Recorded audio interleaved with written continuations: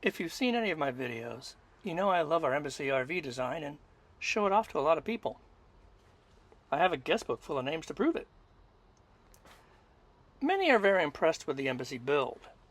The use of marine-grade composite materials, the aluminum cabinet frames, the quality of the materials used. But there are those who just don't like it at all. They expect to see things like finished wood cabinets or big windows to see the outdoor open spaces. So who's right?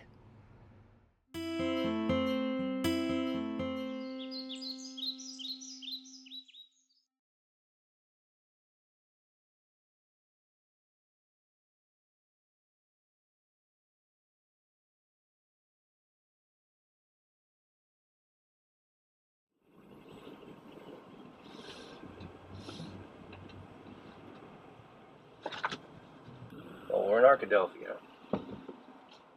Now we're going to be going to an RV park, Cape Girardeau, Missouri, because my battery only will charge up to 72%. And before you go, oh my god, everything's broken, no, things are not broken. Apparently there's a safety feature that if it hasn't been plugged into a wall outlet like a 30 amp, apparently any kind of a plug, 110, 30 amp, whatever, then it will not charge all the way. Don't know why that's a safety feature, but apparently it's a safety feature. So next stop is an RV park where I can plug in for the night and hopefully it will go to 100% all the time.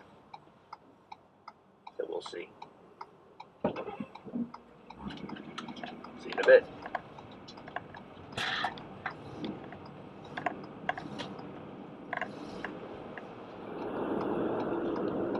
Take a slight right turn, then turn right onto I-30 frontage road. This is what I think a slight right turn is.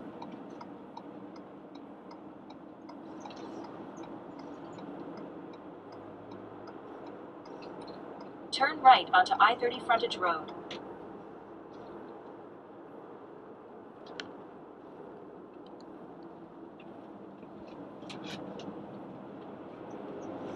In 3/4 of a mile, keep left to merge onto I-30 East.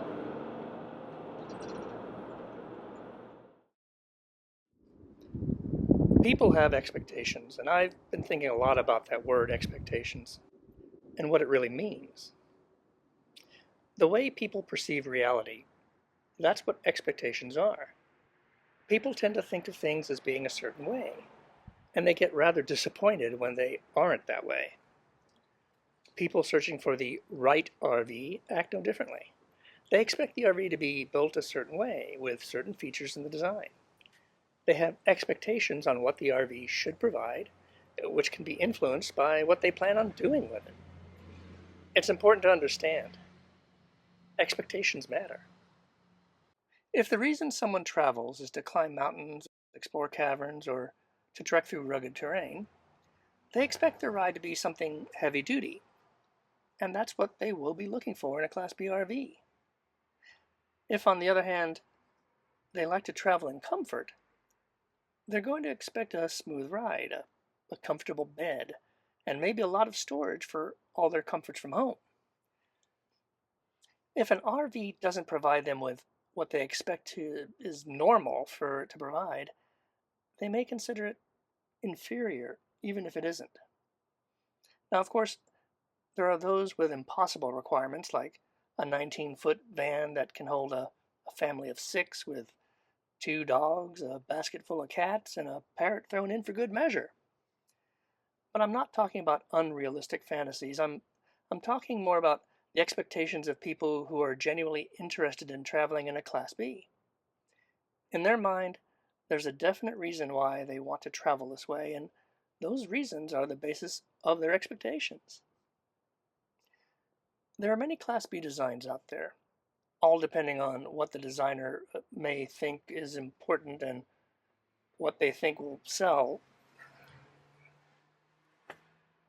In other words, what a designer expects a customer is supposed to want. Of course, one design does not fit all, so the manufacturer must be able to justify, in a positive way, why their product may not meet a customer's expectations. And that can be tricky. If a manufacturer says, we can't do that because of whatever, it sounds negative, especially if it seems other builders are meeting those expectations in some way. But let's face it, if an RV build is meeting one expectation, you can almost guarantee it has to sacrifice another to do that. Like blocking windows with closets. And if you go to a dealer, they aren't going to be pointing out that those big windows are covered up by closets. In other words, they emphasize benefits, not shortcomings. But they could show the benefits of not having whatever expectation a customer feels is needed by pointing out what benefits the design provides, such as more storage, which could mitigate the expectations of a customer, like expecting having windows all around. In our case, we expected a Class B to have a big refrigerator, lots of storage space, and great windows to see the beautiful views. But the most important thing to us was having enough space to pack for both winter and summer without having to choose one or the other when we travel. We live in a hot area, so need light summer clothes, but often end up farther north, sometimes in winter, so also need space for heavy coats and things like that. We can do that easily with our embassy build. What we found out, to get all that storage, you have to block the windows. Because of our storage expectations, we don't exactly have a lot of windows to look out of. The fridge and closets are blocking the view. That's the compromise. But that's okay for us because the reasoning makes sense and it fulfills our most important need. So our expectations were modified to fit our priority, storage. If someone expects there to be grand vistas out their windows, they aren't going to be happy if they don't get that. For them, storage isn't an expectation, so they're just fine with smaller refrigerators and less closet space. Those that are serious about Class B ownership have to make decisions on what they really expect a Class B to provide, and what that will entail in the form of compromises. You want to sleep 4 people? Then you gotta give up some space somewhere for beds. The van isn't bigger on the inside than the outside. There are going to be designs made to improve the Class B experience.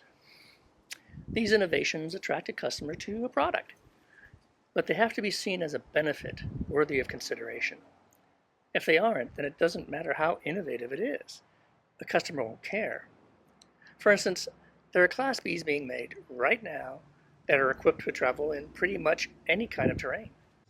They have off-road tires, superior suspension systems, are lifted higher off the ground, whatever. In our case, we don't travel nor want to travel up the side of a mountain. We visit museums, look for quaint towns, and stop at Starbucks. So all of those kinds of innovations don't mean a thing to us. Instead, we find Embassy's use of marine-grade components innovative. It means no wood is being used in the build, and in turn, there's no mold to deal with. I have asthma, and mold can be an issue for me, so using components that help prevent mold is something I can get on board with. But it also means I don't get something that is an expectation by most people. I can't stick anything to the walls. Nothing stays up no matter what I do, so if you really like decorating the inside of your van, you may have issues with that choice of materials. We also tend to travel up north in all kinds of weather, and live down south where the heat and humidity are rather high. Our water is stored inside and everything is sealed up, so we are pretty much a 4-season van. This is a great innovation and a great advantage for us, as it means we don't have to worry about what season we're traveling in. Of course, to create this design costs money, and that's an important factor to consider. An innovative four-season design doesn't mean a lot to someone who is looking more closely at the price. They may decide that that innovation doesn't really give them a good return on their investment, so have no problem either preparing for colder temperatures or just traveling to milder climates. So when someone loves our van, they appreciate what we appreciate about it: the huge amount of power without needing propane or a generator, having no unnecessary holes in the roof, being built with no wood and therefore no mold, and of course, lots of storage space. And when someone doesn't like our build, it means they expect a Class B to be different. In their view, Class Bs have alternate power sources like solar or propane or a generator. Of course, this means they have to find and pay for propane whenever they travel, or run a generator to have AC, or deal with holes in the roof for solar panels, but that's okay if that's what they're prepared to deal with. Or maybe someone doesn't really care about wood in the build. It just isn't important to them, so this innovation isn't relevant, and that's perfectly fine. And of course, the more quality materials used, the more expensive these things are going to get. And believe me, Class Bs are already expensive. There's a limit to how much quality someone is going to pay for. It may not be worth the cost if they don't feel they're getting a comparable return on their investment, and that's understandable. There's no need to judge the Class B experience based on any one individual's expectations. Not mine, not some influencer on social media, not anyone. Different models of Class Bs are designed for different kinds of travel, for different kinds of people. You are the one that needs to think critically when watching videos or reading reviews of any RV you may be interested in. You have to determine what your expectations are and realize there are a lot of RVs out there that won't fit those expectations. That doesn't make them inferior or badly designed. They are great designs for people with different expectations than your own. Be seeing you.